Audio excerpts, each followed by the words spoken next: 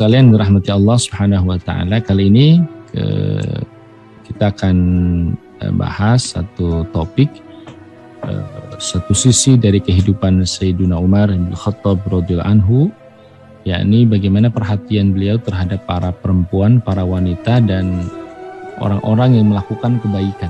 Jadi bagaimana sikap beliau dan bagaimana beliau menjadikan parameter seseorang itu bukan status kedudukannya di mata masyarakat, tetapi bagaimana perhatiannya terhadap Islam dan kebaikan, ya.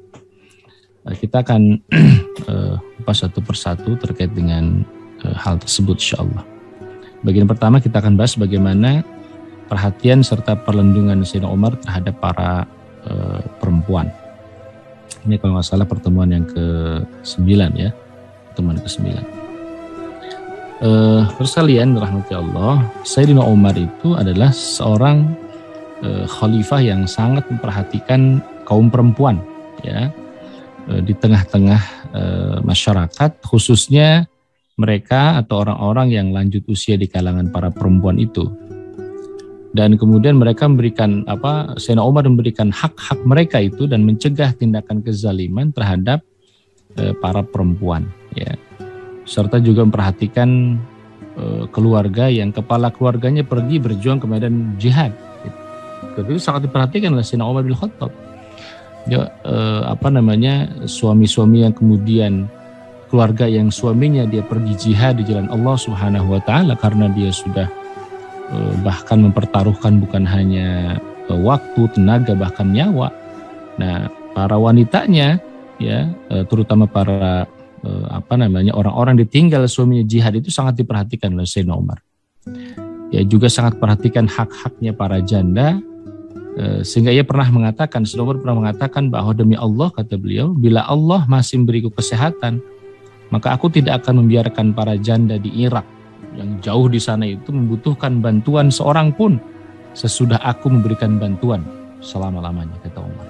Ya, jadi luar biasa perhatian Sayyidina Umar terhadap orang-orang lemah. Ini wanita itu diantaranya ya menjadi bukan simbol kelemahan, bukan, tetapi kemudian orang-orang yang memang harus dilindungi lah, kira-kira begitu. Orang-orang yang harus dilindungi kehidupannya. Sehingga pada satu malam misalnya ada satu kisah, Sayyidina Umar keluar dari rumahnya, ya, lalu kemudian saat itu Umar melihat Thalhah bin Abdullah, ya. Umar masuk ke suatu rumah, ya, lalu kemudian masuk lagi ke rumah yang lain, masuk satu rumah kemudian masuk ke rumah yang lain. Itu diperhatikan oleh Thalhah bin Abdullah, ya. Maka pada pagi harinya Thalhah pergi ke rumah yang tadi malam dimasuki Umar. Thalhah melihat Sayyidina Umar masuk ke rumah si fulan gitu, ya. Lalu kemudian Thalhah menjumpai seorang nenek di rumah tersebut. Ternyata yang dimasuki oleh Umar adalah seorang nenek-nenek tua yang sedang buta, itu yang sedang duduk gitu. Ya, lalu Thalhah bertanya, apa keperluan orang yang menemui Anda tadi malam? Ya, Thalhah itu pura-pura nggak tahu yang masuk itu Sayyidina Umar. Ya, Thalhah pura-pura nggak tahu bahwa yang masuk itu Sayyidina Umar bin Khattab. Ya, tadi malam itu ada orang yang masuk ke rumah ini, emangnya keperluannya apa, Nek? Kira-kira begitu. Si nenek itu menjawab, sejak dulu katanya, ia telah berjanji bahwa ia akan menemui saya dengan membawa berbagai macam keperluan-keperluan saya. Sayyidina Umar, luar biasa. Jadi bukan hanya kisah yang seorang perempuan yang memasak batu dan seterusnya, tetapi juga banyak sekali apa yang disampaikan dilakukan oleh Sayyidina Umar bin Khattab radhiyallahu anhu tadi. Termasuk tadi kepada si nenek yang sudah buta, lalu kemudian ditanya oleh Thalhah bin Abdullah, orang tadi malam itu masuk rumah nenek ngapain? Itu dia lakukan itu sejak lama katanya. Ya, dia berjanji akan menemui saya dan memenuhi berbagai macam keperluan saya. Itu Masya Allah. Terus kalian dirahmati Allah Subhanahu wa ta'ala. Ya. Berikutnya ini masih bagaimana hubungan Umar perhatian terhadap seorang perempuan itu. Ya. Satu hari Sayyidina Umar keluar dari masjid bersama Al-Jarud. Al-Jarud ini salah seorang hamba sahaya, dia bareng bersama Umar. Keluar dari masjid. Tiba-tiba di jalan adalah tampak seorang perempuan. Umar mengucapkan salam dan wanita itu pun menjawabnya waalaikumsalam. Ya.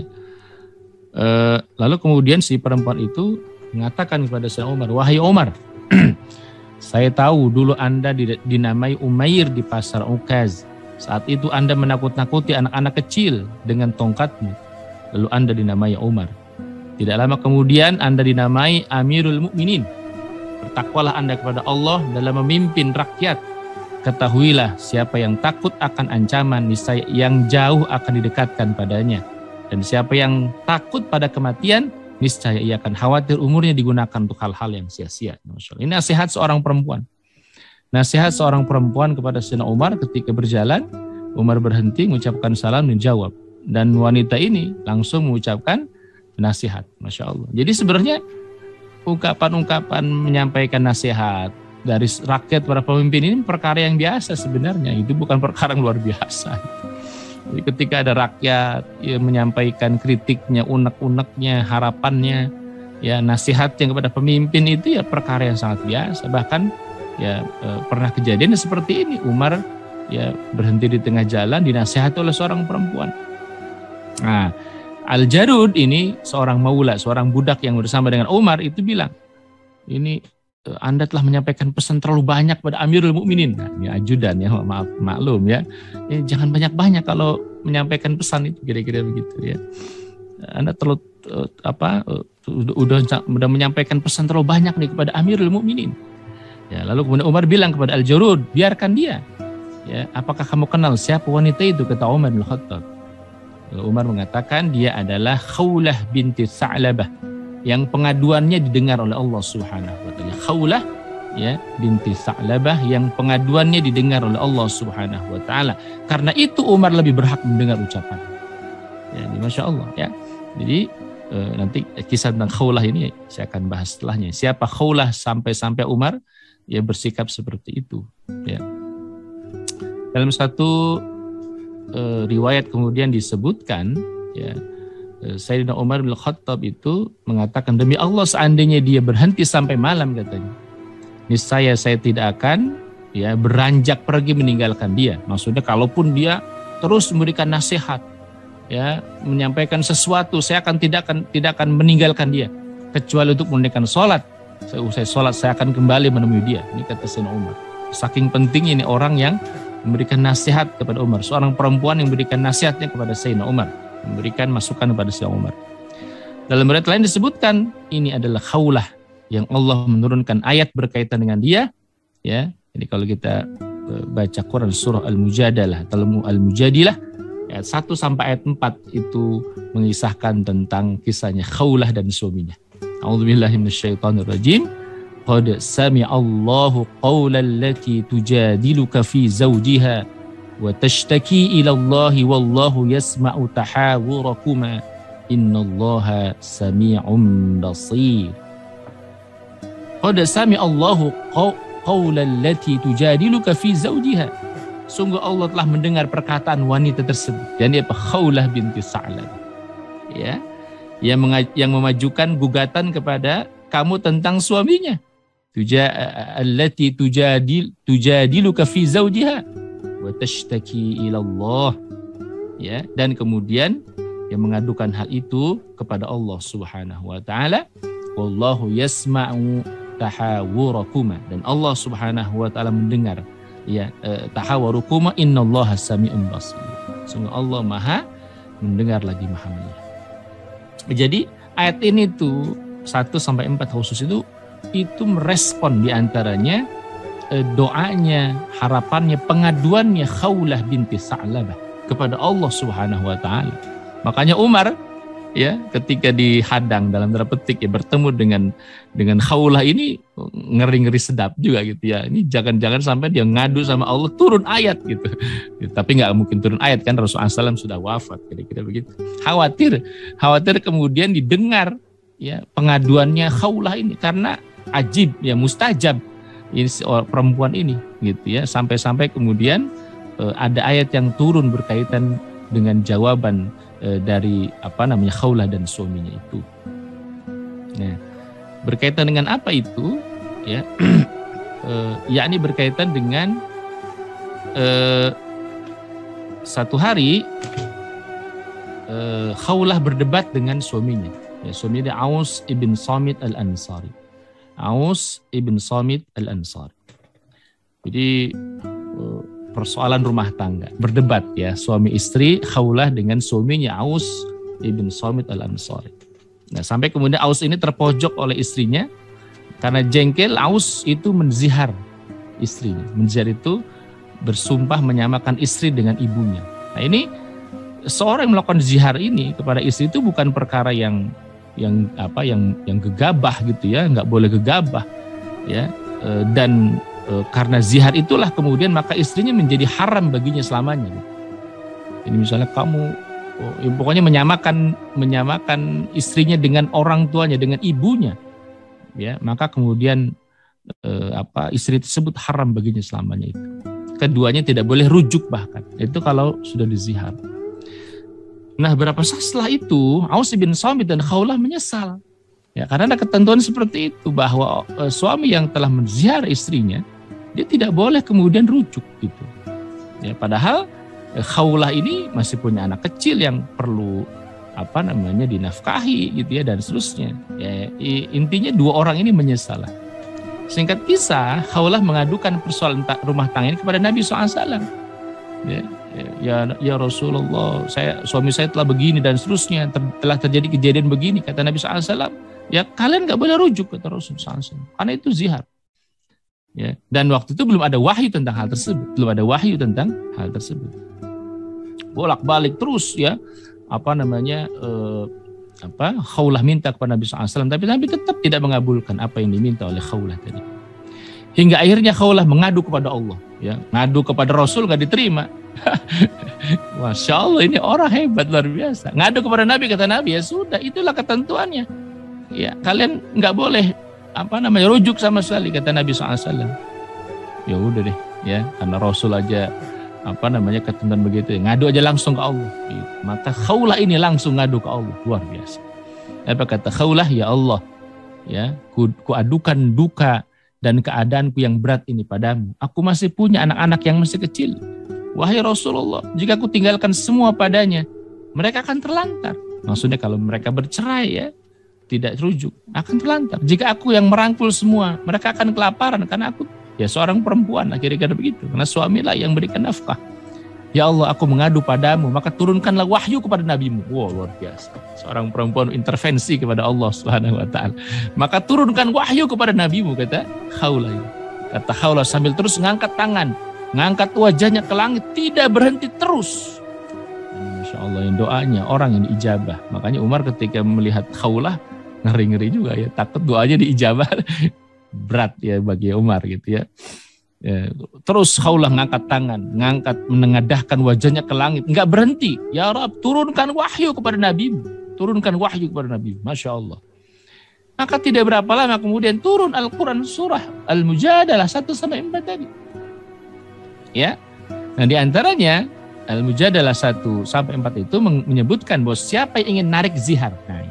Maka kemudian berikutnya turun hukum berikutnya apa? Siapa orang yang ingin menarik zihar, yang udah bersumpah, engkau seperti ibuku misalnya. Ya itu awalnya nggak boleh rujuk selama-lamanya. Tapi siapa yang ingin menarik ziharnya? Karena kasus tertentu tadi misalnya. Aduh menyesal, ini begitu dan seterusnya. Ya, maka syaratnya 1, memerdekakan budak. Jika tidak mampu, maka berpuasa 2 bulan berturut-turut sebelum keduanya bercampur, atau jika tidak kuat, tidak sanggup puasa berturut-turut, ya 2 bulan berturut, maka beri makan 60 orang miskin. Ini awalnya, alhamdulillah, solusi bagi kami. Tapi masalahnya adalah, ya, 2 pasangan ini tuh nggak bisa memenuhi 3 hal ini. Memerdekakan budak, mereka orang miskin, ya. Berpuasa 2 bulan berturut-turut juga mereka nggak sanggup, ya. Terus kemudian memberi makan 60 fakir miskin juga mereka nggak mampu. Ngadu lagi ke Rasulullah. Ya Rasulullah, ya Rasulullah, ya. Alhamdulillah sudah turun ayat berkaitan dengan zihar, boleh menarik zihar. asalkan satu, kalau enggak memberikan budak, berpuasa 2 bulan berturut-turut, 60 memberikan makan 60 fakir miskin. Hanya masalahnya Rasulullah, kami enggak sanggup. Masya Allah. Sampai akhirnya ya kata Nabi SAW ya memerintahkan kepada Farwah bin Umar, udah bawain 15-16 sok gandum, kasih ke suaminya Aus bin Samit, ya bagikan ke orang-orang miskin di sekitarnya. Ya masalahnya ya Rasulullah, di kampung kami hanya kami orang yang paling miskin gitu. Rasul ketawa itu, Masya Allah. Rasul tertawa, lalu akhirnya udahlah makan aja buat ente gitu, kira-kira gitu, Masya Allah. Ini kisahnya tentang Khawlah dan Aus ibn Samit, ya radhiyallahu anhuma. Ya itu. Jadi ini kisahnya khususnya terkait dengan Khawlah tadi ya. Ketika Umar lewat, lalu kemudian ketemu Khawlah. Ya, Khawlah memberikan nasihat, Umar diam, dengerin. Umar diam mendengarkan. Bahkan pembantunya Al-Jarud saya mengatakan, engkau ngomong terlalu banyak. Kata Umar, diam, biar. Kamu tahu nggak ini siapa wanita ini? Kata Umar. Ini Khawlah binti Sa'labah yang doanya diijabah, didengar, ya direspon Allah Subhanahu wa taala. Bahkan ada ayat khusus yang merespon terkait dengan masalah keluarga Khawlah tersebut. Itu Masya Allah. Yaitu. Terus kalian dirahmati oleh Allah Subhanahu wa taala. Berikutnya dirawikan dari Zaid bin Aslam dari ayahnya, ia berkisah, suatu hari saya pergi bersama Umar ke sebuah pasar. Di pasar Umar bertemu dengan seorang wanita yang masih muda. Wanita itu mengatakan kepada Umar, "Wahai Amirul Mukminin, suami saya telah meninggal dunia dan dia meninggalkan beberapa orang anak yang masih kecil. Demi Allah, mereka tidak punya daging untuk dimasak dan tidak punya warisan berupa ladang. Saya khawatir terhadap keadaan mereka dan saya adalah putri Khufaf Ima al-Ghifari. Ayah saya pernah ikut dalam perjanjian Hudaybiyah bersama Nabi SAW." Kata seorang perempuan ini. Jadi dia mengadukan, ya suaminya wafat, ya. Lalu kemudian dia masih punya anak kecil dan juga disampaikan bahwa ayah saya orang yang pernah bersama Nabi ikut perjanjian Hudaybiyah, ya, pada tahun sekitar 6 Hijriah. Lalu kemudian Umar diam sejenak lalu berkata, "Selamat datang wahai orang yang masih tergolong kerabat dekat." Lalu kemudian Umar naik ke atas hewan tunggangannya yang saat itu masih ditambat di satu rumah, ya. Maka nggak lama setelah itu Umar datang membawa 2 karung penuh dengan makanan, uang belanja dan pakaian. Umar lalu menyerahkan kepada wanita itu dan mengatakan kepada wanita tersebut, "Ambillah 2 karung ini, semoga bermanfaat bagi kalian." Salah seorang sahabat mengatakan kepada Umar, "Wahai Amirul Mukminin, Anda terlalu banyak memberikan pemberian kepada wanita itu." Apa kata Umar? "Celaka engkau. Demi Allah, saya telah melihat ayah dan saudara laki-laki wanita itu telah pernah mengepung sebuah istana tentara musuh dalam tempo waktu yang cukup lama, sehingga Allah menganugerahkan kemenangan kepada kita." Jadi bagaimana perhatian Sayyidina Umar kepada seorang perempuan yang saudara laki-lakinya atau kemudian suaminya atau kemudian ayahnya itu kemudian berjihad di jalan Allah Subhanahu wa taala. Ya. Itulah bagaimana perhatian Sayyidina Umar bin Khattab radhiyallahu anhu. Ya. Terus kalian yang dirahmati oleh Allah Subhanahu wa taala. Sayyidina Umar, ya, pernah satu saat Sayyidina Umar itu pernah menemui Aisyah radhiyallahu anha dalam rangka untuk melamar adiknya yang paling bungsu, yakni Ummu Kulsum. Ya. Lalu Aisyah menyampaikan perihal lamaran Umar kepada adiknya tadi, Ummu Kulsum. Ya, wahai adikku Amirul Mukminin hendak melamarmu, bagaimana jawabanmu? Kata Ummu Kulsum, apa? Saya menolak lamaran tersebut. Ya, kata Aisyah, apakah engkau tidak menyukai Amirul Mukminin? Ya, lalu Ummu Kulsum menjawab apa? Ya, dia itu orang kehidupannya keras dan kasar terhadap kaum wanita, katanya. Kata Ummu Kulsum. Ya, ini jujur ya, memang Umar kalau dilihat dari mungkin cara pandang perempuan yang halus, lembut, ya seperti itu, orang yang kehidupannya keras ya, dan dikatakan kasar terhadap wanita. Kasar dalam tanda petik ya, bukan kasar zolim, bukan. Ya. Lalu kemudian karena ini yang melamar Amirul Mukminin, maka harus ada jawaban kan dari Aisyah radhiyallahu anha. Ini apa kira-kira jawaban yang bijak, yang tidak membuat Umar pun tersinggung lah, kira-kira begitu. Karena adiknya itu Ummu Kulsum tidak mau menerima lamarannya Sayyidina Umar bin Khattab. Lalu kemudian Aisyah mengirim utusan untuk menemui Amr bin As. Ya, ini menemui orang yang kira-kira bisa diajak diajak bicara dengan Umar bin Khattab. Ya. Lalu kemudian ya setelah bertemu dengan Amr bin As, Aisyah menyampaikan, ya, Sayyidah Aisyah radhiyallahu anha menyampaikan perihal penolakan Ummu Kulsum terhadap lamaran Umar. Ya, jadi Aisyah menyampaikan kepada Amr bin As, wahai Amr bin As, ya, ini Umar melamar adikku Ummu Kulsum, tapi masalahnya adikku nggak mau. Bagaimana kira-kira gitu? Ya, maksudnya cara jawabnya gimana nih gitu kira-kira. Lalu Amr menjawab, wahai Ummul Mukminin, saya bersedia menangani masalah ini. Biar oleh saya bereskan, kata Amr bin As. Setelah itu Amr menemui Umar, wahai Amirul Mukminin, kata Amr bin As, telah sampai kepada saya satu kabar. Kata Umar, kabar apa itu? Ya, benarkah Anda melamar Ummu Kulsum binti Abu Bakar? Tanya Amr. Benar, jawab Umar. Kepada Umar, Amr mengatakan, Ummu Kulsum itu masih muda, sangat muda. Dia tumbuh di bawah asuhan Aisyah yang penuh dengan kelemah lembutan. Dia tumbuh di bawah asuhan Aisyah yang penuh dengan kelembutan, sedang Anda adalah orang yang sangat keras. Gitu. Nah, itu masyhur ya, kalau Umar ya seperti itu karakternya masyhur. Sementara Aisyah mendidik Ummu Kulsum dengan sangat lemah lembut. Kami semua takut pada Anda, katanya. Kami tidak kuasa untuk mengembalikan satu sifat pun dari sifat-sifat Anda. Maksudnya kami nggak bisa mengubah karakter Umar. Begitupun halnya Ummu Kulsum dengan kelemah lembutannya seperti itu. Bagaimana sekiranya Ummu Kulsum menolak lamaran Anda? Padahal Amr bin As itu udah tahu bahwa Ummu Kulsum nolak lamaran Umar. Ya, tapi Amr bin As memberikan statement dengan sebuah pertanyaan. Kalau kiranya Ummu Kulsum menolak lamaran Anda bagaimana? Gitu. Lalu bagaimana dengan Aisyah? Saya telah bicara dengan Aisyah.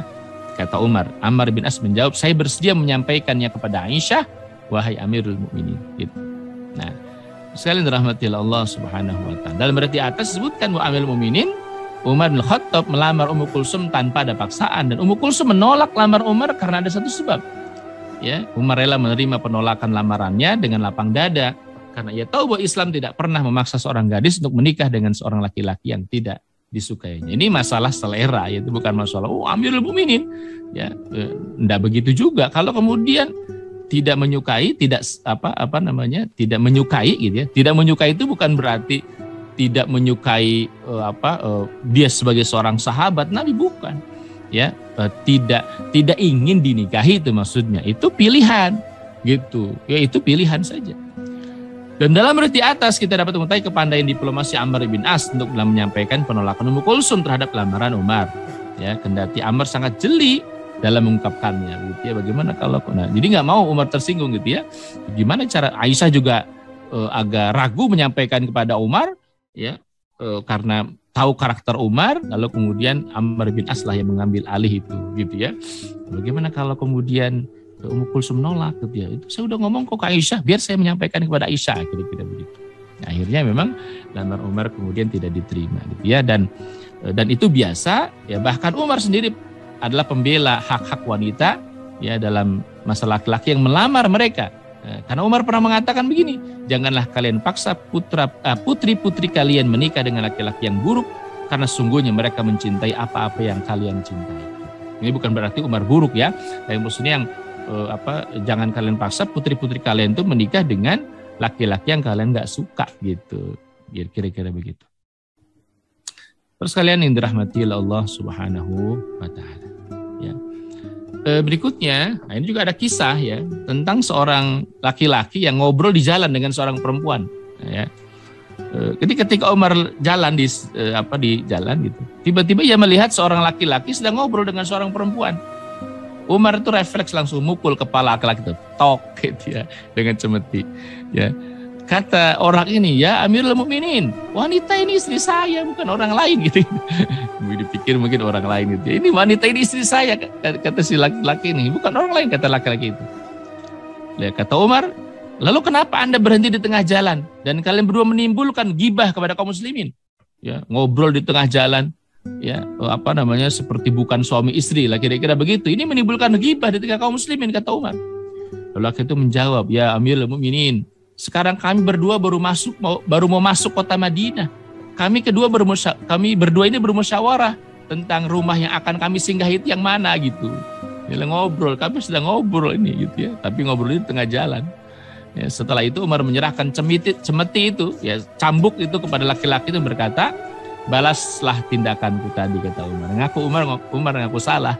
Jadi mukul orang, ya dipikir mungkin bukan suami istri, langsung dipukul kepalanya, ya ternyata istrinya,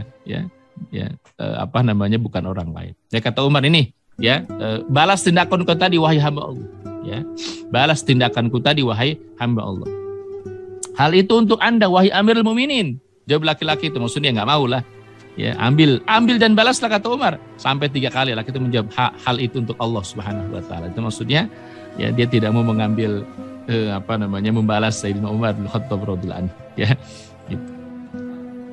Baik, saudara dirahmati Allah Subhanahu wa taala. Ada lagi kisah, ya, seorang wanita yang mengadukan suaminya kepada Umar.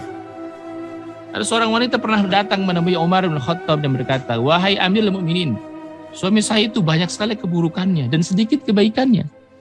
Kata Umar, siapa suami Anda? Wanita itu menjawab, Abu Salamah. Umar lalu bertanya kepada orang berada di sampingnya, ya, siapa yang mengenal Abu Salamah? Ya, ada yang mengenal Abu Salamah? Ya, kami mengenal Abu Salamah. Bagaimana menurutmu Abu Salamah itu? Kata seorang, kami tidak mengetahui perihal suami Anda itu kecuali kebaikan, katanya. Umar tanya lagi pada yang lain, bagaimana menurut pendapat Anda tentang Abu Salamah? Ya, lalu kemudian mereka juga yang lain mengatakan sama.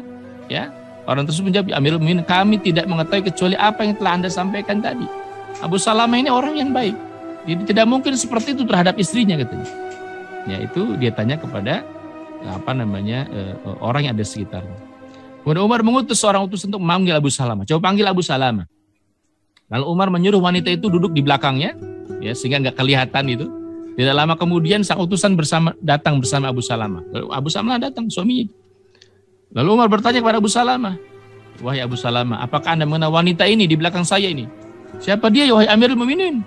Ya, ini wanita, inilah istri Anda, jawab Umar. Apa yang telah dia sampaikan kepada Anda? Tanya Abu Salamah. Emang dia menyampaikan apa, mengadukan apa kepada Anda, ya Amirul Mukminin? Umar menjawab, dia katakan, Anda itu banyak keburukan dan sedikit kebaikan. Gitu. Abu Salamah berkata apa? Sangat buruk apa yang telah dia katakan, wahai Amirul Mukminin.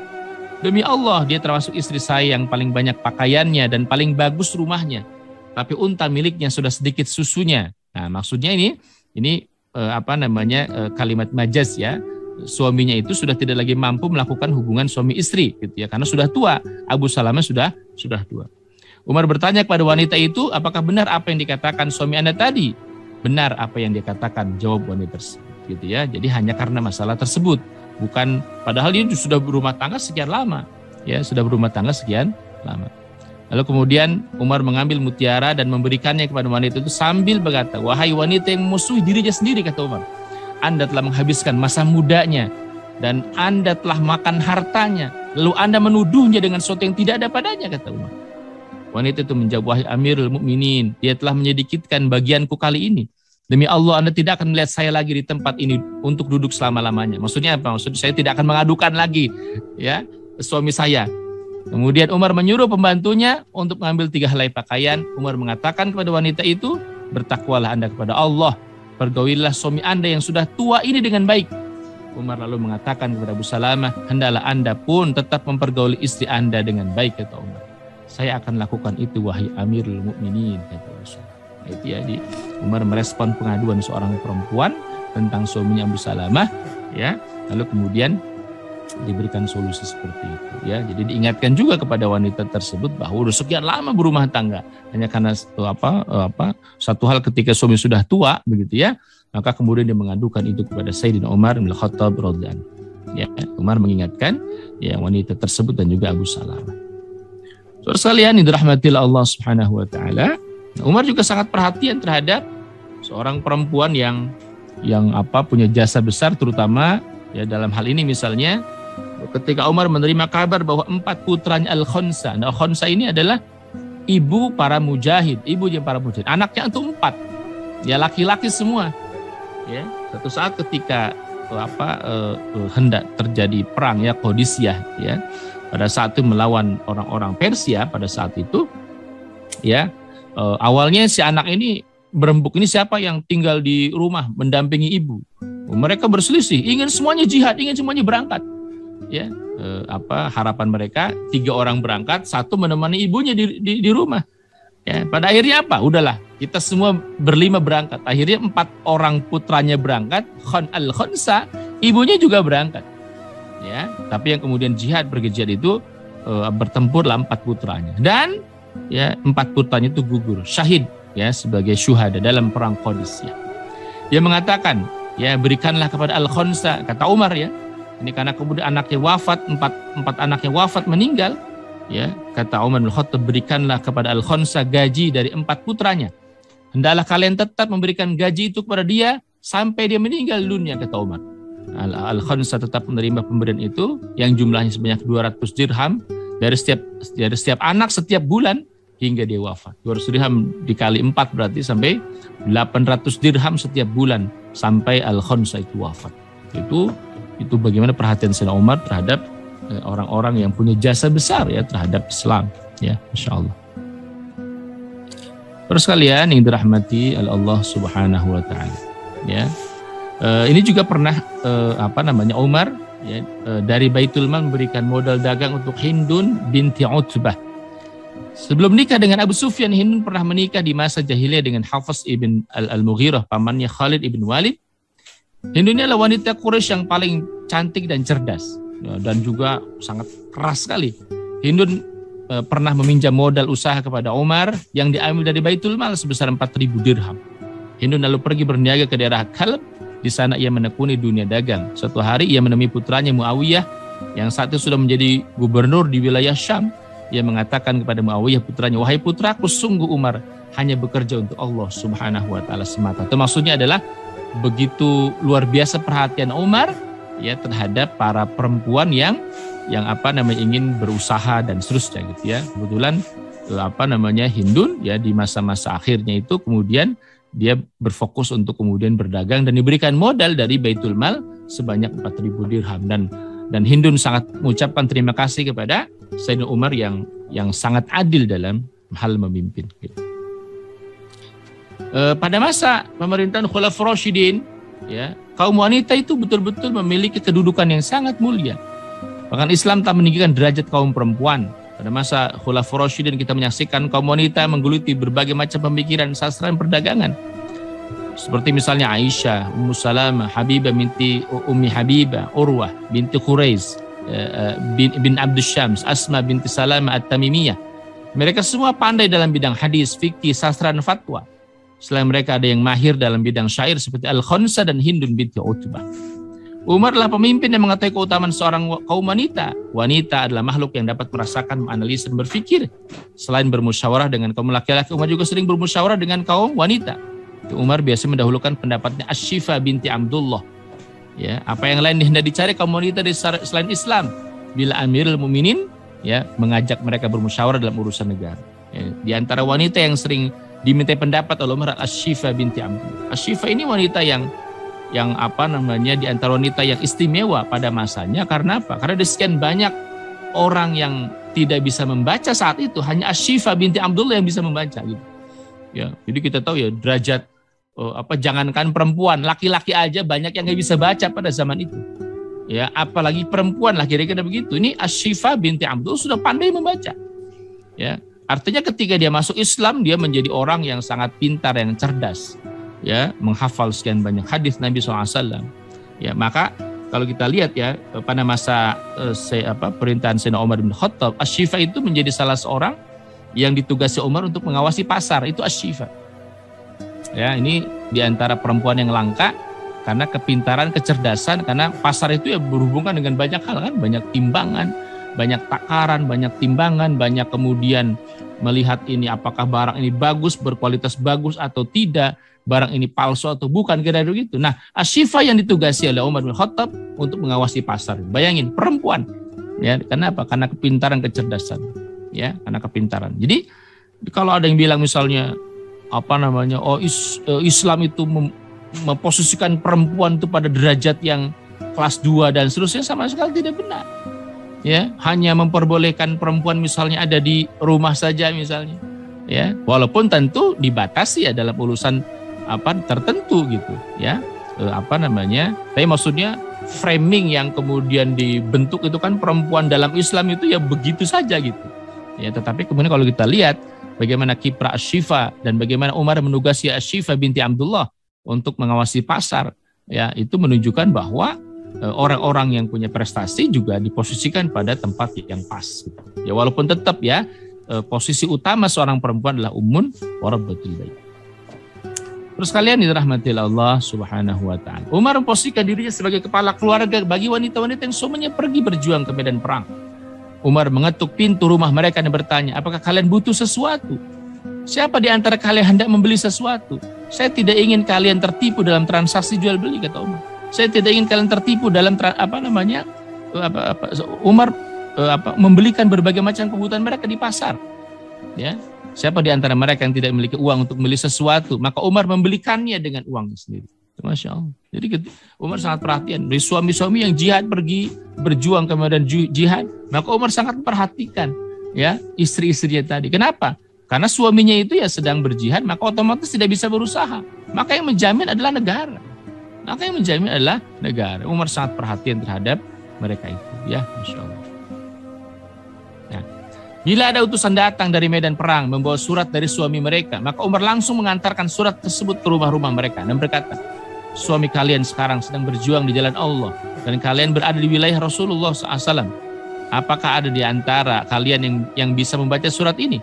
Bila tidak, saya akan bacakan isi surat ini kepada kalian." Kemudian Umar menyampaikan kepada mereka bahwa si pembawa surat akan kembali ke medan perang pada hari ini, itu dan seterusnya. Lalu Umar meminta mereka untuk menulis surat untuk dikirimkan kepada suami mereka yang sedang berjuang di medan perang. Gitu. Jadi apa? Kalau Anda mau menyampaikan surat apa? Nanti akan ada utusan yang menyampaikan surat ini kepada suami Anda. Jadi luar biasa. Ini kan perkara yang mungkin dianggapnya kecil, tetapi yang namanya orang suami rindu terhadap keluarganya, lalu kemudian istri dan anak-anak rindu kepada suaminya. Ini perkara yang sangat manusiawi dan itu tidak ditutup oleh Umar, bahkan diberikan salurannya oleh Umar. Tidak misalnya, ya udah fokus aja Anda, suami Anda sedang jihad, jangan diganggu gugat gitu. Enggak begitu Umar. Itu walaupun Umar itu tegas orangnya, tapi untuk masalah yang seperti itu, Umar itu sangat manusiawi. Ada surat datang dari medan jihad untuk si fulana, Umar yang nganterin langsung. Ini surat dari suamimu. Ya, Anda bisa baca nggak? Kalau nggak bisa, saya bacain gitu kata Umar. Itu Masya Allah. Terus Anda menyampaikan pesan apa kepada suami Anda? Biar nanti ada utusan yang menyampaikan surat itu kepada suami Anda. Jadi supaya komunikasi itu berjalan. Dan itu manusiawi. Gitu. Manusiawi. Umar membuka keran komunikasi antara orang yang berjihad di jalan Allah, suami-suami tadi dengan keluarganya yang ditinggalkan. Ya, Masya Allah. Nah, soalnya Allah Subhanahu wa taala. Bagian kedua kita akan bicara tentang bagaimana Sayyidina Umar bin Khattab memelihara haknya orang-orang yang bergegas melakukan kebaikan. Di sini nanti kita akan melihat bahwa Umar itu menjadikan standar atau parameter itu bukan kedudukan status sosial di tengah masyarakat, tidak sama sekali. Ya, Umar memelihara hak orang-orang yang bergegas berbuat kebaikan di kalangan kaum muslimin. Ya, Umar itu punya parameter khusus dalam menilai seseorang. Umar diantara pernah mengatakan begini, janganlah kalian kagum terhadap langkah dentuman seorang laki-laki, ya kelihatan gagah. Tetapi siapa yang menunaikan amanah dan memelihara kehormatan orang lain, maka dialah disebut dengan laki-laki sejati. Itu bukan orang yang badannya kekar, yang kemudian jalannya gagah, dia sambil dihentak-hentakan tuh di tanah gitu ya. Itu bukan laki-laki sejati kata Umar. Siapa laki-laki sejati? Laki-laki sejati adalah laki-laki yang menunaikan amanah dan memelihara kehormatan orang lain. Itu laki-laki sejati. Walaupun dia badannya kekar tapi sering zalim kepada orang lain, itu bukan laki-laki sejati. Apalagi zalim terhadap sama perempuan ya, nampar perempuan ya, KDRT, KDRW ya misalnya ya, itu bukan laki-laki sejati itu. Ya, laki-laki sejati itu laki-laki yang menunaikan amanah ya dan menjaga memelihara kehormatan orang lain. Itu kata Umar. Umar juga pernah mengatakan begini, aku tidak khawatir terhadap kalian dari salah satu di antara dua orang ini. Ya, yakni orang mukmin yang sudah jelas keimanannya dan orang kafir yang sudah jelas kekufurannya. Umar enggak khawatir. Ya, orang beriman yang sudah jelas imannya, orang kafir yang jelas kekufurannya. Tapi aku justru khawatir terhadap kalian dari seorang munafik yang berlindung dengan keimanannya, tapi ia berbuat untuk selainnya. Nah, itu Umar yang dikhawatirkan Umar seperti itu. Bukan orang yang beriman dengan keimanannya itu, yang sudah jelas keimanannya, atau kafir benar jelas kekafurannya, itu Umar nggak khawatir itu.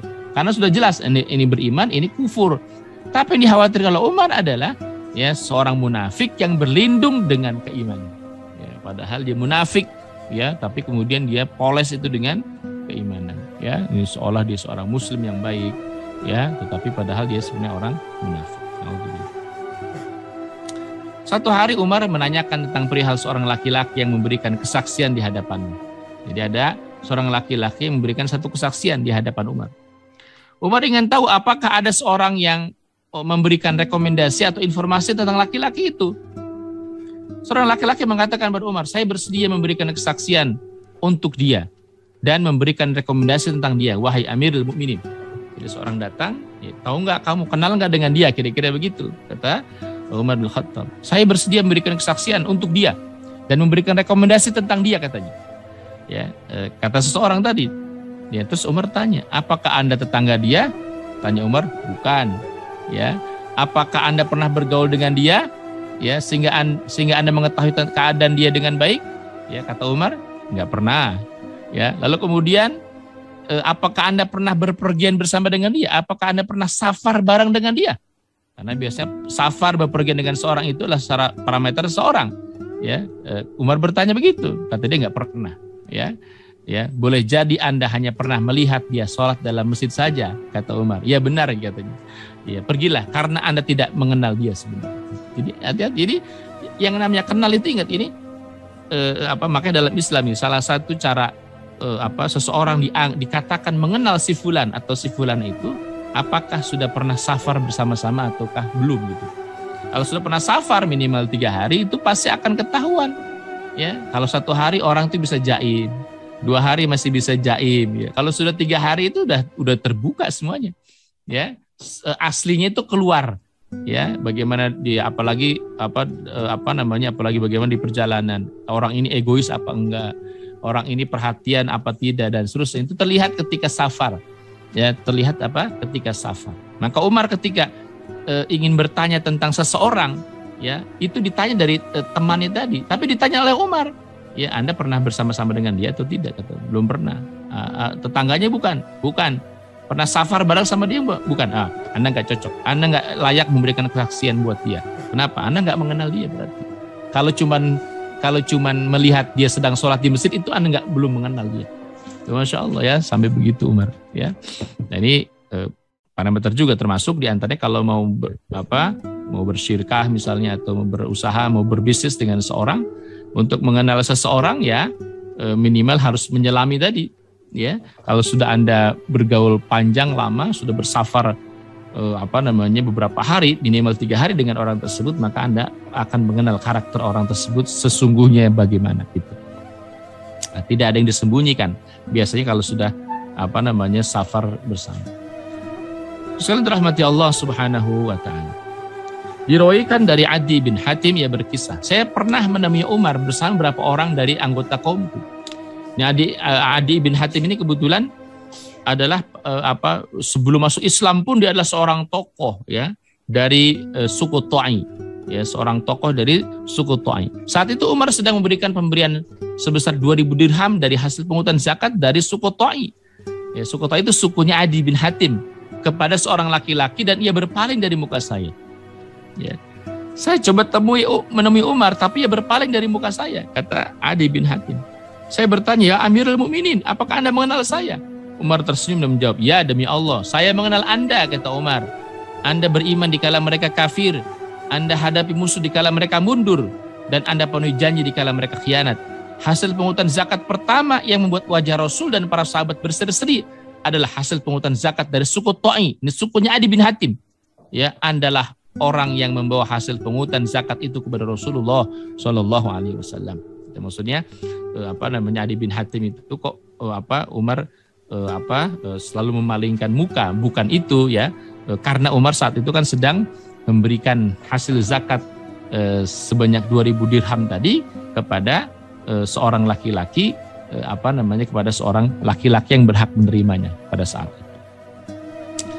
Berikutnya saudara sekalian dirahmati Allah Subhanahu wa taala, ya, adalah lalu setelah itu kemudian Umar minta maaf, Ya, mohon maaf, tadi saya hanya membagikan zakat kepada kaum yang ditimpa kemiskinan. Mereka yang datang tadi adalah para pemimpin keluarga mereka sebagai wakil untuk mengambil hak-hak mereka. Maksudnya ketika itu kan Umar sedang berhadapan dengan orang miskin. Lalu datang Adi bin Hatim yang termasuk orang terpandang. Ya, kata Umar, saya sedang berhadapan dengan mereka, kira-kira begitu. Ya, makanya Umar wajar memalingkan wajahnya supaya kemudian fokus kepada orang miskin tadi. Ya, Adi bin Hatim penasaran, wahai Umar, wahai Amirul Mukminin, apakah Anda nggak kenal saya? Kenal.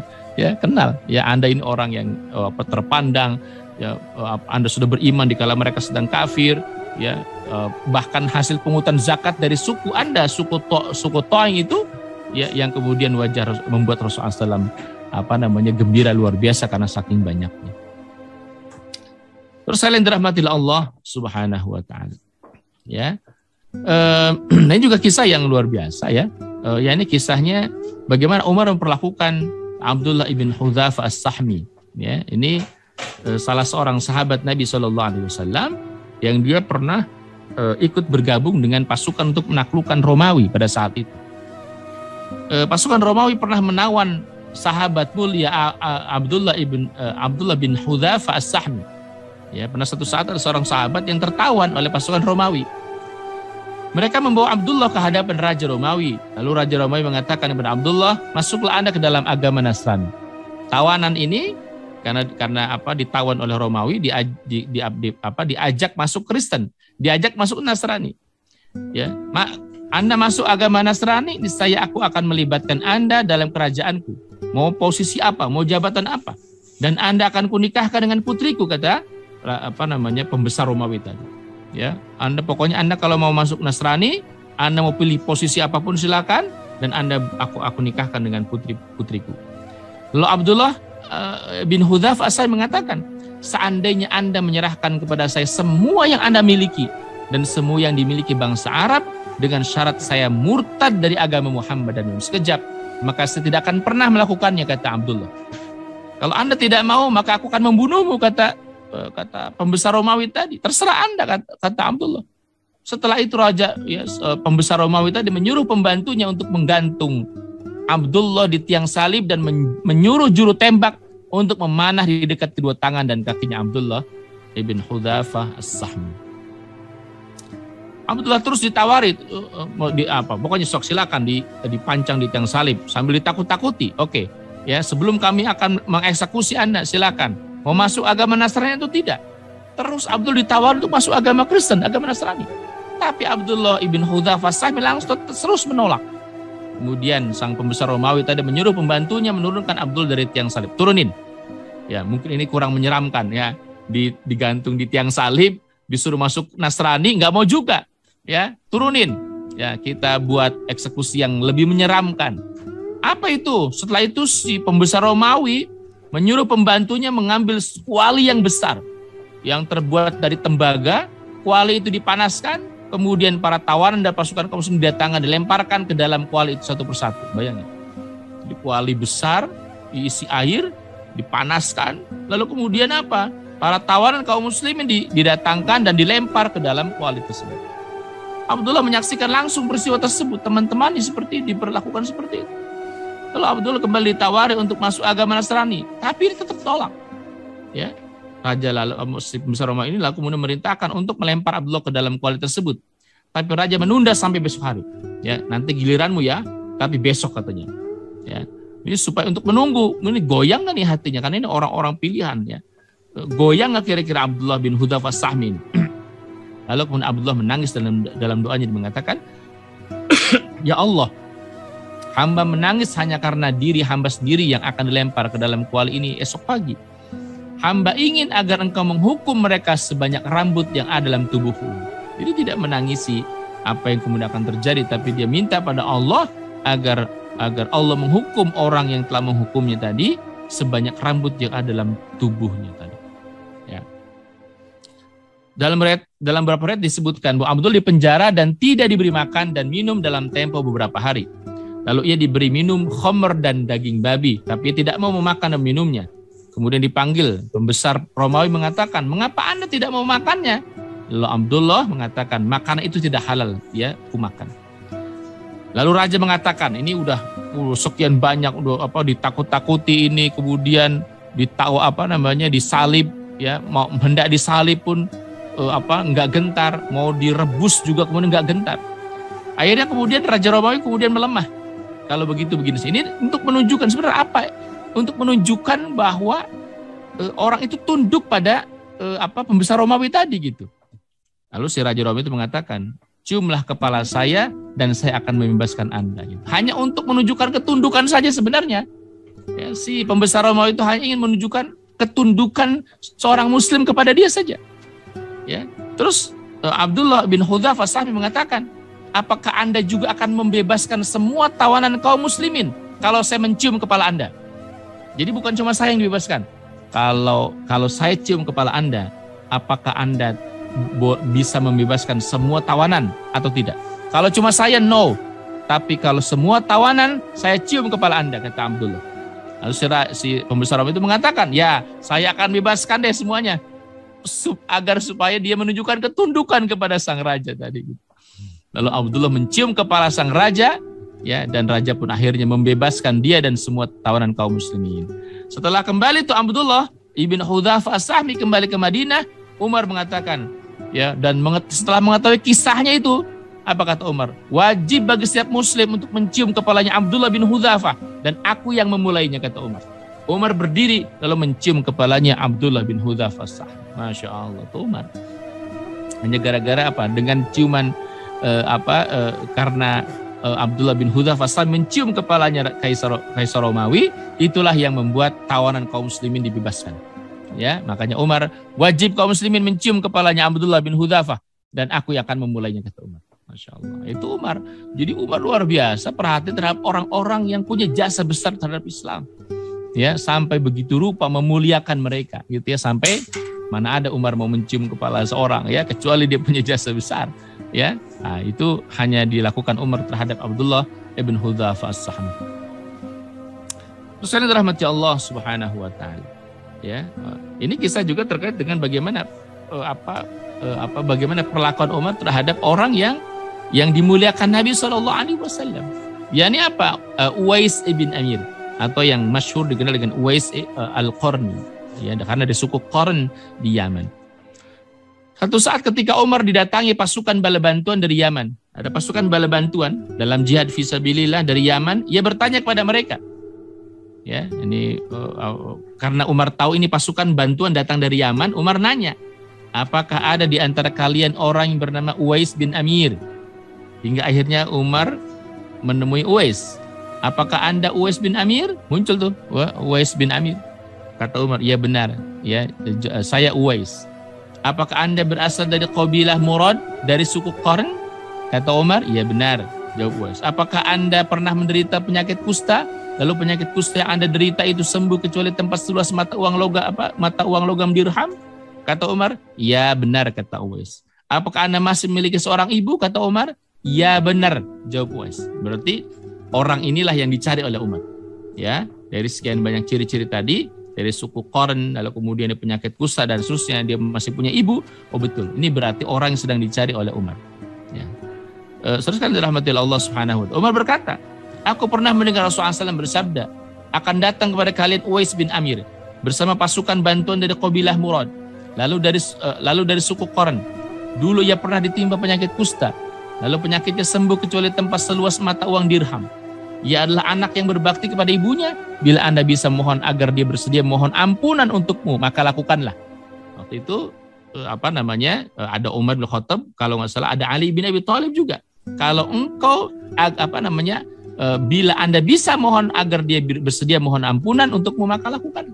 Jadi kalau ada dia, kata Rasulullah SAW, mintalah permohonan bersedia memohonkan ampunan, ya, untukmu, maka lakukanlah. Ya, terhadap siapa? Minta doa sama dia, sama Uwais ibn Amir, kata Nabi SAW. Uwais itu belum pernah bertemu dengan Rasulullah SAW, tapi Rasulullah SAW sudah mengetahui tentang orang tersebut. Itu Masya Allah. Lalu kata Umar, itu aku pernah mendengar Nabi bersabda demikian. Ya, maka kata Umar, mohonkanlah ampunan untuk saya, kata Umar. Setelah itu Uwais pun memohon ampunan untuk Umar. Ya, kemana Anda hendak pergi, kata Umar? ke Kufah. Ini setelah kemudian selesai ke Kufah di Irak. Jawab Uwais, maukah Anda bila kutuliskan surat untuk Anda dan Anda serahkan kepada gubernur Kufah? Kata Umar, aku lebih senang hidup bersama rakyat awam, kata Uwais, bukan dengan para gubernur itu, kata Uwais. Ini kata Uwais ini orang yang sangat sederhana, ya, tidak pernah mau bergelimang dengan kemewahan dan seterusnya. Ya, mau dikenalin ya sama gubernur Kufah, Uwais gak mau. Saya lebih senang hidup bersama rakyat saja deh, tidak dengan para gubernur itu. Nah, itu Masya Allah. Nah, terus yang dirahmati Allah, ada rawi yang berkata pada tahun berikutnya salah seorang laki-laki dari bangsawan Kufah datang ke Madinah. Ya, karena Uwais itu kemudian tidak tinggal di Yaman, melainkan di Kufah, ya, di Irak. Nah, tahun berikutnya salah seorang laki-laki dari bangsawan Kufah datang ke Madinah. Umar menemuinya dan menanyakan tentang keadaan Uwais. Dia menjawab, Uwais hidup sangat sederhana dan bersahaja. Ketika ditanya kepada sang gubernur tadi, bagaimana keadaan Uwais? Uwais hidup sangat sederhana dan sangat bersahaja. Umar bertanya, ya, Umar berkata, aku pernah mendengar Rasulullah SAW bersabda, akan datang kepada kalian, Uwais bin Amir bersama pasukan bantuan dari kabilah Murrah dan seterusnya. Ya, ia adalah anak yang berbakti kepada ibunya. Bila Anda memohon agar dia bersedia mohon ampunan untukmu, maka lakukanlah. Ya, Umar mengatakan kepada gubernur Kufah tadi, gitu. Ya, laki-laki dari bangsawan Kufah itu lalu menemui Uwais dan berkata, ya, setelah dia pulang kembali, ya, kemudian temui Uwais, dia berkata, mohonkan ampun untuk saya. Anda lebih dini dengan, ya, perjalanan yang saleh, ya, karenanya mohonkanlah ampun untuk saya, kata Uwais. Ya, jadi malah Uwais yang meminta didoakan. Mohonkanlah ampun untuk saya, kata laki-laki dari bangsawan tadi, sama-sama saling mendoakan. Ya, apakah Anda pernah bertemu dengan Umar? Tanya Uwais. Ia menjawab, iya. Uwais telah mohon ampun untuk laki-laki dari bangsawan Kufah tersebut. Setelah itu, ya, masyarakat atau publik mengetahui jati diri Uwais, lalu ia pergi. Jadi setelah Uwais terkenal, ya, karena sudah bertemu dengan Umar bilang ke gubernur Kufah, itu Uwais Al-Qarni, orang yang soleh, kalau kamu ada waktu, mintalah didoakan ampunan kepada dia. Otomatis kan orang banyak yang kenal, ya, banyak orang yang datang minta didoain, banyak orang yang, ya, begitulah kira-kira, ya, karena Umar saja minta didoain. Gubernur Kufah saja, pembesar Kufah minta didoakan. Setelah orang banyak kenal Uwais, dia pergi gitu. Ya, karena nggak mau dikenal banyak orang Uwais. Makanya masyhur kan Uwais itu orang yang tidak dikenal di bumi, tetapi masyhur sekali di langit karena kesalehannya, karena kesederhanaannya, karena baktinya kepada kedua orang tuanya. Ya, Masya Allah. Terus kalian dirahmati Allah, dan Umar bin Khattab sangat perhatian terhadap orang yang seperti itu. Ya. Terus kalian dirahmati Allah Subhanahu wa taala. Kisah yang lain adalah para sahabat ketika para sahabat menyambut kedatangan para pasukan kaum muslimin dari wilayah Syam yang hendak bertolak menuju Yaman. Umar biasa menyiapkan beberapa mangkok besar makanan bila ia hendak pergi ke masjid untuk menunaikan sholat subuh. Lalu datanglah seorang laki-laki dari anggota pasukan tersebut. Ia duduk lalu makan dengan tangan kirinya. Jadi seorang anggota pasukan, ya, yang kemudian dia duduk terus makan dengan tangan kirinya.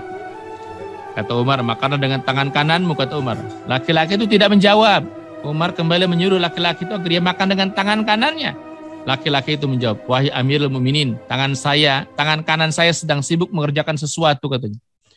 Seusai makan, Umar memanggil laki-laki itu dan bertanya, tadi tangan kanan Anda sibuk mengerjakan apa, kata Umar? Sampai-sampai ente makan pakai tangan kiri.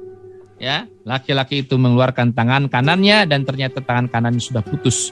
Mengapa ini terjadi, kata Umar? Tangan kanan saya terputus pada saat perang Yarmuk, ya, jawab laki-laki. Jadi bukan sedang sibuk, mungkin sedang sibuk di surga begitu, ya.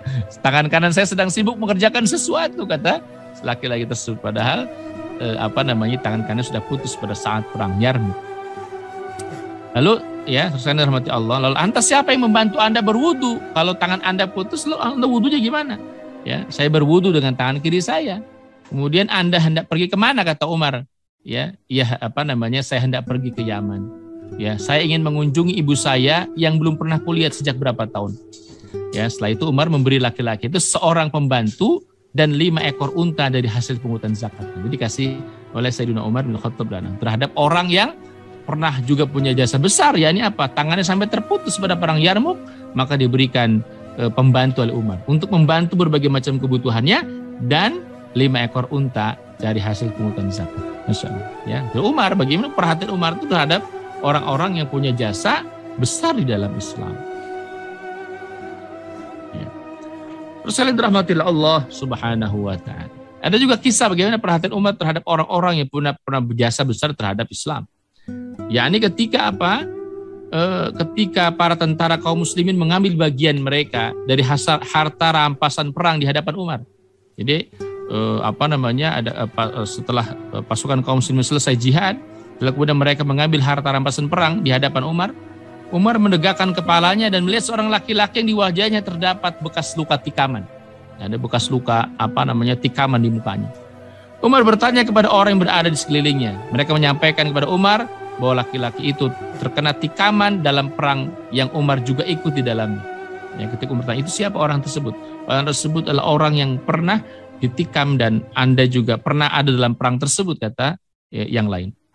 Maka kata Umar, berilah dia 1.000 dirham. Ya, jadi ketika pembagian ghanimah harta rampasan perang itu, kata Umar, kasih orang itu 1.000 dirham, kata Umar. Laki-laki itu diberi 1.000 dirham. Berilah ia 1.000 dirham lagi, kata Umar. Setelah kali itu diberi 1.000 dirham lagi. Umar mengatakan sampai 4 kali. Kasih dia 1.000 dirham, kasih dia 1.000 dirham, sampai berarti 4.000 dirham. Ya. Terus laki-laki itu merasa malu dan saking banyak yang bagian diberikan Umar kepada dia, sementara yang lain tidak sebanyak itu. Lalu dia pergi. Umar berkata, demi Allah, sekiranya dia tidak beranjak pergi, niscaya aku akan tetap memberi dia sampai tidak ada tersisa 1 dirham pun. Dia adalah laki-laki yang pernah tertikam dalam sebuah peperangan di jalan Allah sehingga meninggalkan bekas luka tikaman di wajahnya. Masya Allah. Tuh Umar. Ya, ini untung laki-laki itu pergi. Udah cukup ya Umar. Pulang. Kalau nggak pergi, Umar kasih lagi 1.000 lagi. Kasih 1.000 lagi. Sampai 4 kali kan Umar ngasih 4.000 dirham. Ya, setelah orang malu, kok saya banyak, yang lain sedikit. Udahlah, cukup ya Umar. Dia pergi, lalu kemudian selesai. Kata Umar, kalau seandainya dia nggak beranjak pergi, saya akan terus berikan dia sampai nggak tersisa bahkan 1 dirham sekalipun. Masya Allah. Bayangin ya, itulah. Jadi bagaimana tuh sebenarnya sikap kita terhadap orang-orang yang punya jasa besar terhadap Islam. Apalagi ini masalahnya jihad fisabilillah. Orang yang berjihad di jalan Allah itu sangat diperhatikan oleh Sayyidina Umar bin Khattab radhiyallahu anhu. Terus kalian dirahmati Allah Subhanahu wa Ta'ala. Nah, tadi terkait bagaimana dengan harapan-harapan umat, ya. Umar pernah mengatakan kepada para sahabat, berharaplah kalian dengan sesuatu. Sebagian berkata, saya berharap seandainya rumah ini penuh dengan emas, maka saya akan belanjakan di jalan Allah dan berderma dengannya. Salah seorang di antara mereka mengatakan, saya berharap seandainya rumah ini penuh dengan mutiara, maka saya akan belanjakan di jalan Allah dan berderma dengannya. Kemudian Umar berkata, berharaplah kalian dengan sesuatu, kami tidak mengetahui lagi apa yang kami harapkan. Wahai Amirul Mukminin, ya, apa kata mereka? Maka Umar berkata, saya berharap seandainya di rumah ini dipenuhi orang-orang seperti Abu Ubaidah bin Al-Jarrah, Mu'adz bin Jabal, Salim Maula Abu Hudzaifah, dan Hudzaifah bin Yaman, ya, maka mereka akan kutugaskan untuk melakukan tugas ketaatan pada Allah. Mereka semua adalah saudara Umar, seiman dan seakidah. Jadi Masya Allah ya. Jadi Umar itu harapannya ya agar kemudian di tempat tersebut dipenuhi orang-orang hebat. Ini disebutkan Umar itu orang-orang hebat. Abu Ubaidah bin Al-Jarrah nih orang al-amin hadhil ummah, orang terpercaya. Mu'adz bin Jabal, orang yang pintar cerdas ya, pernah ditugasi menjadi qadi di Yaman. Salim Maula Abu Hudzaifah juga orang terpandang, orang pintar ya. Hudzaifah bin Yaman juga orang yang memegang rahasianya Nabi. Ya, orang-orang hebat luar biasa. Seandainya ada di rumah ini orang-orang seperti itu, maka akan aku tugaskan mereka melakukan tugas-tugas ketaatan pada Allah Subhanahu wa Ta'ala. Umar pernah menjelaskan mengenai siapa sebenarnya teman sejati yang tulus dengan mengatakan hendaklah engkau berteman dengan teman-teman yang tulus. Hiduplah bersama mereka karena mereka adalah perhiasan di kala suka dan bekal di kala duka. Tunaikanlah hak temanmu sebaik mungkin hingga ia datang memenuhi kebutuhanmu yang kurang. Jauhilah musuhmu dan hindarilah temanmu, kecuali teman yang terpercaya. Tidak ada teman yang terpercaya kecuali teman yang takut pada Allah. Janganlah engkau bergaul dengan teman yang jahat, karena engkau boleh jadi akan belajar dari kejahatannya. Janganlah engkau buka rahasiamu kepada dia. Ajaklah bermusyawarah tentang urusanmu orang yang takut pada Allah Subhanahu wa Ta'ala. Ya. Terus dirahmati Allah Subhanahu wa taala. Ini bagaimana Umar mengukur parameter keutamaan seorang itu. Ini bisa dilihat dari kisah ini. Ketika Umar ditemui beberapa orang dari pemuka Quraisy, ini Suhail ibn Amr bin Al-Haris dan Abu Sufyan. Ini pembesar Quraisy nih. Ya, tokoh Quraisy, tokoh utama Quraisy. Dan beberapa orang dari hamba sahaya milik Quraisy yang lebih dulu masuk Islam. Ada Suhaib, ya, Ar-Rumi, dan ada Bilal ibn Rabah. Nah, ini Suhaib dan Bilal ini adalah hamba sahaya yang lebih dulu masuk Islam. Sementara Suhail dan Abu Sufyan belakangan masuk Islam. Ya, jauh belakangan masuk Islam. Ya, maka Umar memberi izin untuk bertemu lebih dulu kepada para hamba sahaya tersebut, baru kepada para pemuka Quraisy tadi. Ini lihat Umar. Jadi ketika kemudian ada datang 2 orang pembesar, lalu datang 2 orang hamba sahaya, bekas hamba sahaya, maaf ya, Suhail dan Bilal, maka Umar lebih mendahulukan siapa? Lebih mendahulukan Suhaib dan Bilal ketimbang Al-Haris, ya, Suhail bin Amr dan Abu Sufyan, yang notabene itu adalah pejabatnya Quraisy gitu. Ya, tokohnya Quraisy gitu. Ya. Terus para pemuka Quraisy marah mendapat perlakuan Umar semacam ini. Ya, Abu Sufyan mengatakan, saya belum pernah mendapatkan perlakuan semacam ini, kata Abu Sufyan. Mengapa Umar memberi izin bertemu lebih dulu kepada para hamba sahaya itu, sementara kita dibiarkan menunggu di pintu ini, katanya. Ya, dia masih nyebut itu hamba saya, padahal kan ketika sudah dia merdeka dibuka lagi hamba saya. Suhail berkata, ya, hai para pemuka Quraisy, demi Allah, saya melihat sesuatu di rona wajah kalian. Bila kalian marah, maka marahilah diri kalian. Para hamba saya itu dan kalian disuruh masuk Islam. Lalu mereka bergegas masuk Islam. Sementara kalian menunda-nunda masuk Islam. Bagaimana dengan kalian? Ya, bila pada hari kiamat nanti mereka diseru, sedang kalian dibiarkan, katanya. Nah, jadi ya wajar kalau Umar memperlakukan mereka seperti itu. Ya, memperlakukan Bilal bin Rabah seperti itu. Ya, kenapa? Karena dia orang yang lebih dulu masuk Islam, sementara kalian tuh masih membangkang. Ya, ketika Bilal bin Rabah masuk Islam, kalian tuh masih menentang Islam. Gitu. Maka wajar Umar lebih mendahulukan, ya, Suhaib dan kemudian Bilal. Ya, sementara sementara kemudian orang-orang yang baru masuk Islam belakangan dibelakangkan oleh Sayyidina Umar bin Khattab. Nah, gitu. Itu bagaimana kemudian Umar melihat parameter seorang itu bukan dari kedudukannya, bukan dari status sosial dia di masyarakatnya, tetapi bagaimana kedudukan dia di dalam Islam, bagaimana kontribusi dia terhadap Islam. Atau Umar kemudian sangat memperhatikan hal tersebut, gitu. Ya. Terus kan rahmatil Allah Subhanahu wa taala. Diriwayatkan dari Abu Al-Aswad, ia berkisah, saya pernah bertolak ke Madinah hingga saya sampai di sana. Saat itu di Madinah sedang terjangkit wabah penyakit. Jadi banyak sekali orang-orang yang sakit dan meninggal karena wabah tersebut. Saya duduk di samping Umar bin Khattab. Tak lama kemudian lewat iringan jenazah. Nah, ini kayak kita pada 2 tahun yang lalu gitu ya, pada musim Covid gitu ya. Belum lama ambulan, terus ambulan datang ambulan. Nah, tidak lama kemudian lewat iringan jenazah. Si mayit dipuji atas kebaikannya. Maka Umar mengatakan wajib baginya. Lalu lewat lagi iringan jenazah dan dipuji atas kebaikannya. Lalu kemudian Umar mengatakan wajib baginya. Ya, kemudian berikutnya lewat iringan jenazah yang ketiga dan disebut keburukannya.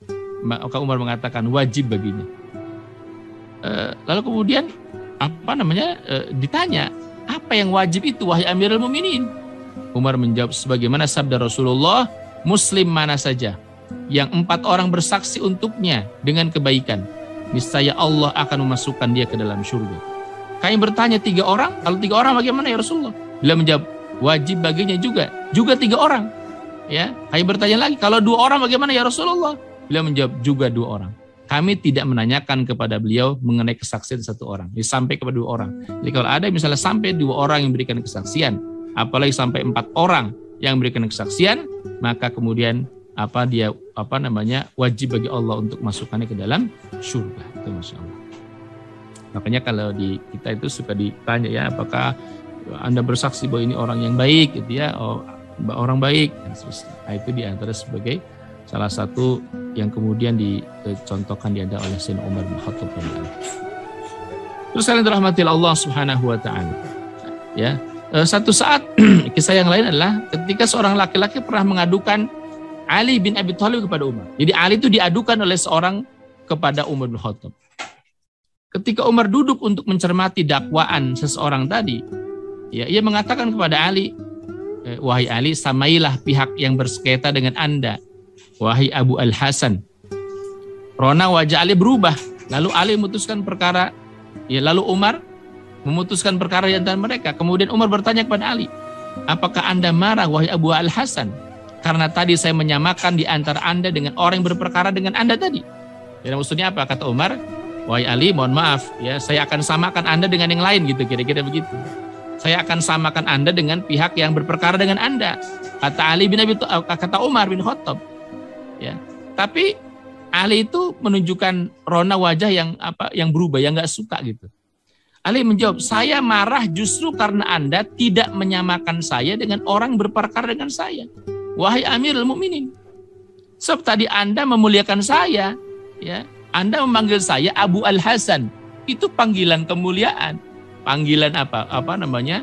Ya, panggilan untuk memuliakan. Sementara Anda panggil orang tadi yang berperkara dengan saya dengan namanya gitu.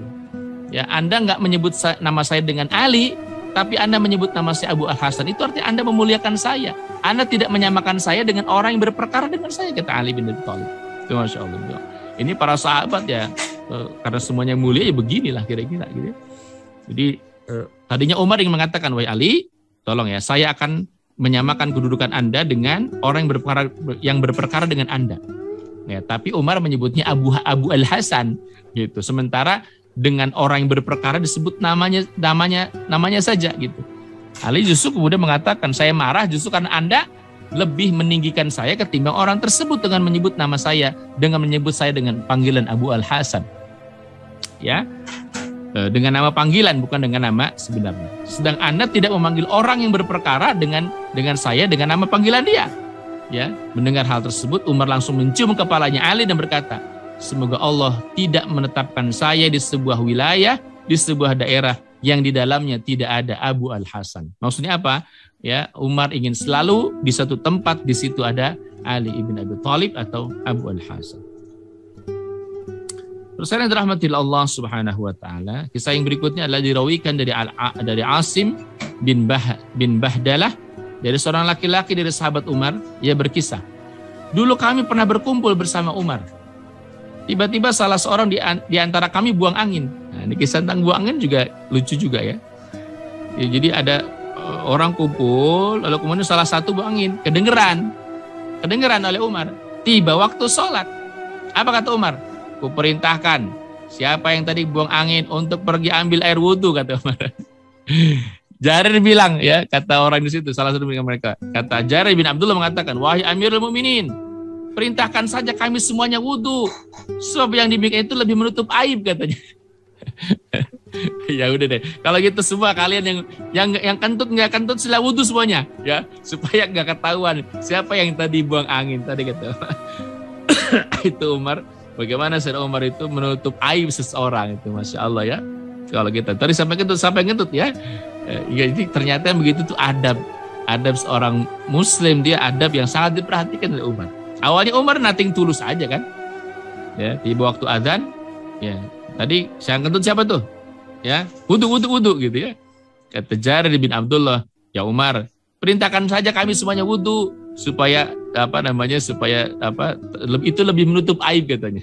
Ya, karena kalau engkau perintahkan yang kentut saja yang wudu, ya, nanti ketahuan dia yang kentut tadi. Oh iya kata, silakan semuanya wudu, kata Umar. Akhirnya wudu semuanya, kan nggak ketahuan siapa yang tadi buang. Terus kan rahmat Allah, ya, di kisah berikutnya, Sayyidina Umar pernah memotivasi pernikahan antara qabilah. Ya, pernikahan antar qabilah sebagai sarana untuk menyatukan di antara mereka hingga akhirnya seorang maula, seorang budak dalam tanda petik, dia bisa melamar seorang wanita Quraisy kepada saudara laki-lakinya. Orang Quraisy menolak lamaran tersebut. Umar ikut campur dalam masalah ini, bertanya, mengapa Anda menolak menikahkan saudara perempuan Anda dengan dia? Dia itu orang terkenal soleh. Dia telah menemui Anda dengan kebaikan dunia dan kebaikan akhirat, yakni takwa. Bila saudara perempuan Anda setuju, maka nikahkanlah dia dengan maula ini. akhirnya orang Quraisy itu menikahkan saudara perempuannya dengan seorang maula tersebut. Itu atas ininya dari Sayyidina Umar bin Khattab radhiyallahu anhu. Baik ya, saudara sekalian dirahmati Allah Subhanahu wa taala. Itu saja kira-kira ya beberapa kisah yang saya sampaikan. Ini terkait dengan bagaimana perhatian Sayyidina Umar terhadap para perempuan dan terhadap orang-orang yang punya jasa terhadap Islam atau para pelaku-pelaku kebaikan. Demikian ya, wallahu a'lam bishawab. Assalamualaikum warahmatullahi wabarakatuh. Waalaikumsalam warahmatullahi wabarakatuh. Masya Allah, luar biasa Ustaz, saya terhanyut dengan kisah cerita. Hampir setiap kali meng-host di kuliah atau di acara ini, saya selalu Ustaz, terhanyut saja. Nah, ini juga komentar dari sahabat-sahabat sekalian banyak sekali Ustaz. Ada yang mengatakan ini bukan pencitraan karena waktu itu belum ada kamera Ustaz ya.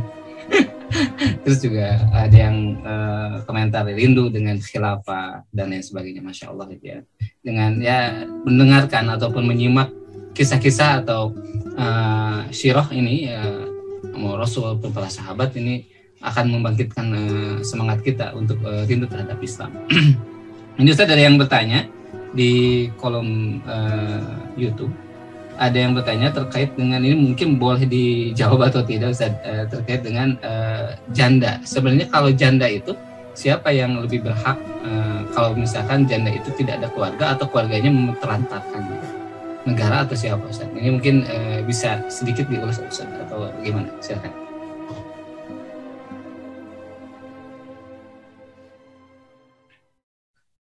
Ini belum di mute. Belum ada suaranya Ustaz. Ya.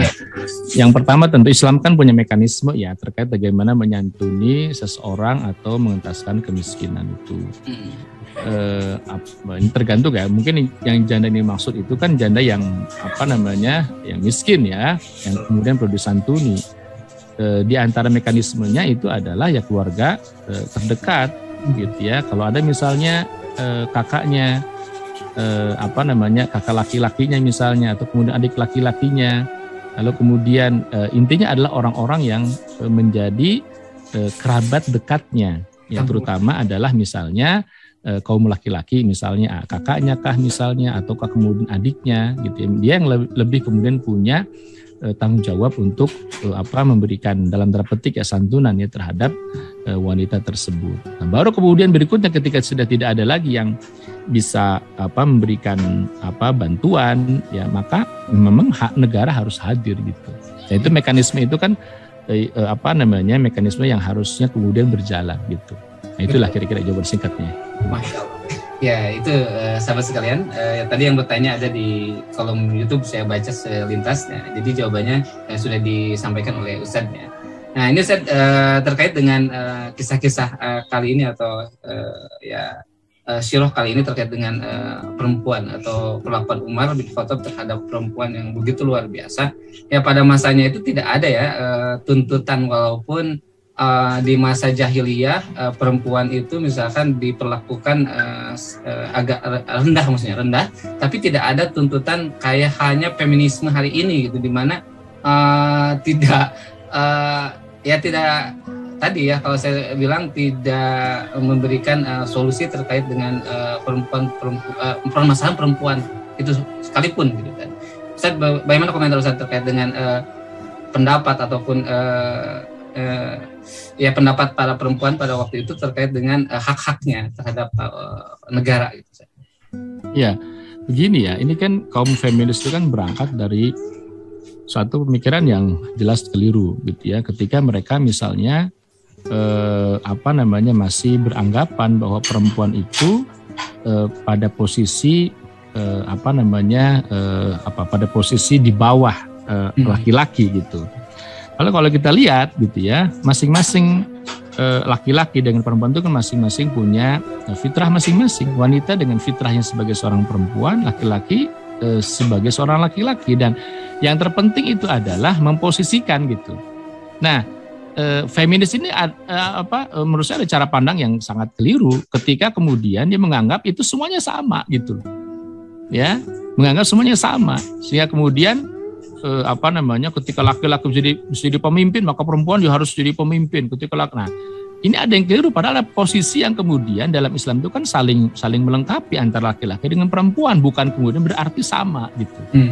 Nah, itu yang keliru difahami oleh kalangan feminis gitu. Misalnya perempuan itu kan dia menstruasi, perempuan dia memiliki anak, ya, perempuan kemudian melahirkan. Nah, kira-kira begitu. Itu kemudian tidak pada laki-laki. Maka wajar Islam memberikan bukan pengkhususan, tetapi memang sesuai dengan fitrahnya. Laki-laki fitrahnya sebagai seorang laki-laki, sehingga kemudian dia diberikan tanggung jawab, ya, misalnya untuk mencari nafkah, lebih menjadi seorang pemimpin dalam konteks kekuasaan laki-laki, dan wanita tidak diberikan hak untuk misalnya memimpin sebagai seorang penguasa misalnya, gitu ya, karena tadi punya bukan keterbatasan.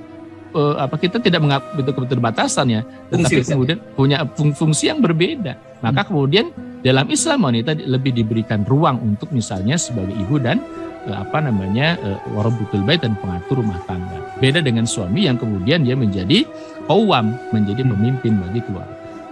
Itu yang tidak difahami oleh orang-orang feminis gitu. Jadi bagaimana cara pikir, cara pandangnya dan menganggap semua orang itu sama, laki-laki dan perempuan, ya. Nah, kalau kita lihat dalam Islam, ya, bagaimana perlakuan Sayyidina Umar terhadap mereka, ya memang sesuai dengan fitrahnya. Ketika kemudian melihat ada seorang khaulah misalnya, saya ini kalau saya bercerai dengan suami saya nanti bagaimana? Yang biasa mencari nafkah kan suami saya. Itu wajar saja, gitu ya. Karena seorang wanita gitu ya, anak perempuan, fitrahnya memang demikian gitu. Maka kemudian orang-orang seperti itu diberikan santunan gitu ya, ketika memang tidak ada lagi anggota keluarganya memberikan santunan, makanya negara yang harus memberikan santunan kepada mereka misalnya, ya. Allah. Ini Ustaz, ada satu lagi Ustaz, mohon maaf nih, terkait dengan pertanyaannya terkait dengan maula atau budak Ustaz. Tadi berkali-kali katanya ada kata budak di sini. Apakah ini budak ini sudah tiada ataukah seperti apa Ustaz ke depannya? Baik ya, terkait dengan budak ini pertama dalam Islam itu kan ada, ya, status atau hukum tersebut, gitu ya. Tetapi ingat, semangat Islam itu adalah semangat untuk membebaskan para budak. Gitu. Jadi Islam tidak menafikan bahwa status budak itu ada dalam Islam. Misalnya ketika kamu melakukan sesuatu, bebaskan budak, ya. Tapi ingat, perlu diperhatikan bahwa semangat Islam itu adalah semangat untuk membebaskan dari perbudakan. Kira-kira begitu. Jadi status perbudakan itu memang ada gitu. Contoh lah, misalnya nanti ketika terjadi jihad fisabilillah, itu bisa jadi nanti ada orang tertentu yang menjadi budak. Kan gitu kira-kira ya, dari kalangan musuh misalnya gitu ya, menjadi budak, ya. Nah, tetapi ingat ya, semangat di dalam Islam adalah untuk membebaskan budak. Karena Islam hadir juga pada masa Nabi Sallallahu Alaihi Wasallam, kan pada saat itu ya adalah semangatnya untuk membebaskan dari perbudakan, ya. Kenapa? Karena standar atau kemudian kedudukan seseorang di hadapan Allah Subhanahu wa taala itu ya dari ketakwaannya gitu. Karena kita akui ketika kemudian seorang dalam perbudakan, maka banyak sekali misalnya hak-haknya atau kemudian ini yang kemudian seorang tidak bebas melakukan sesuatu misalnya. Karena dia seolah-olah menjadi milik dari majikannya gitu. Jadi demikian ya. Makanya kalau kita lihat ya dalam beberapa fikih tadi, kalau sebagai tebusan misalnya, bebaskan budak, bebaskan budak misalnya, itu semangat bahwa Islam itu untuk membebaskan perbudakan seperti itu.